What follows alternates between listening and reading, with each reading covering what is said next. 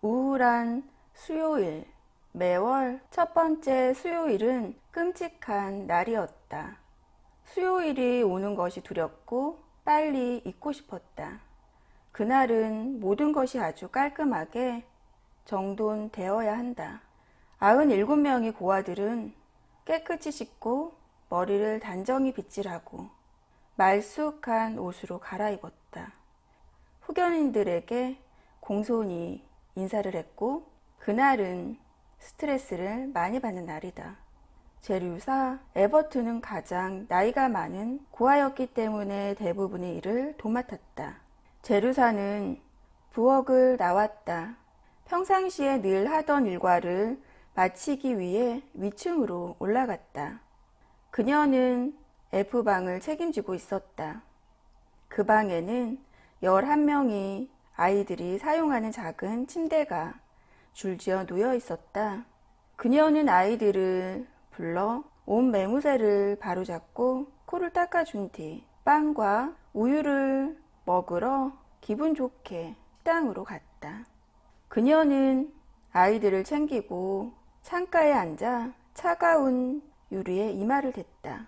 새벽 5시부터 쉴 새 없이 바빴기 때문인지 머리가 아파왔다.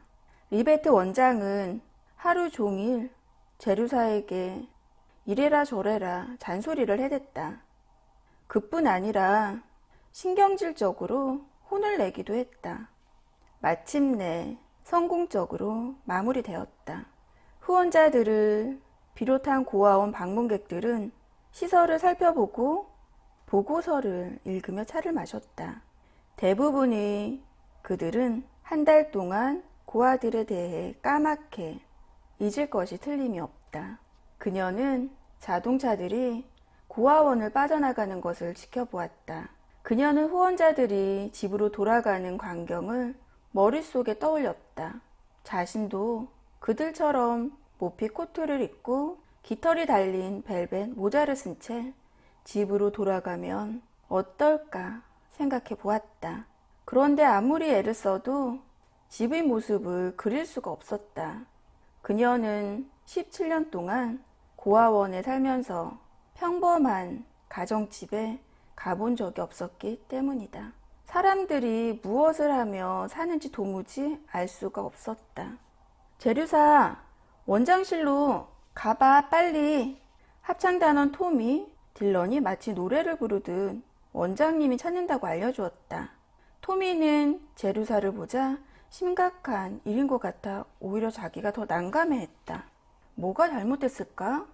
샌드위치가 너무 컸나? 도넛에 견과류 껍질 냄새가 났나? 손님들 중 누가 수지 양말에 난 구멍을 봤나? 아니면 후원자들에게 버릇없이 굴었나? 그녀는 이 생각 저 생각 고민하며 조용히 원장실로 갔다. 복도는 어두웠고 마지막 후원자가 막 떠나려고 하는 것이 보였다. 키가 매우 커서 그림자로 비치는 팔다리도 무척 길었다. 마치 장님 거미 같아 보였다. 그녀는 자기도 모르게 웃음이 새어나왔고 원래 잘 웃었지만 후원자 때문에 그럴 일은 거의 없었다.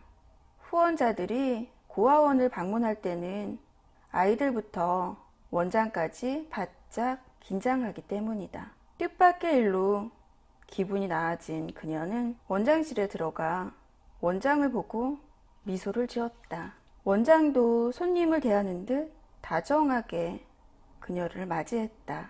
제류사, 앉아라. 할 말이 있어. 그녀는 원장의 말에 가까이 놓인 의자에 재빨리 앉았다. 꽤나 긴장이 되었다. 방금 떠나신 분 봤니? 네, 뒷모습만 봤어요. 그분은 우리 고아원에 많은 기부를 하시는 중요한 후원자란다. 본인이 원하지 않아 이름은 말할 수 없어. 원장은 계속 말을 이었다. 우리 고아원이 남자아이들 몇 명에게 관심이 있었어. 너 찰스 벨톤과 헨리 프리즈 기억하지? 그 아이 학비를 대주셨단다. 걔들은 열심히 공부해서 모두 성공했지. 남자 아이들에게만 혜택을 주었어. 여자 아이들은 관심이 없었나 봐. 그렇군요. 그런데 오늘 우리는 너희 장래에 대해 얘기했단다. 너도 알다시피 원생들은 16살이 넘으면 고아원에 머무를 수 없단다. 너는 특별히 14살에 고아원 학교를 마치고 마을에 있는 고등학교로 진학해 지금까지 생활해 왔지. 성적도 좋고 행동도 나무랄 데 없고. 하지만 고등학교를 졸업하면 독립하는 것이 옳아. 이미 규정보다 2년이나 더 돌봐줬잖니. 원장은 그 대가로 지난 2년 동안 제류사가 고아원에서 열심히 일한 사실은 입에 올리지 않았다.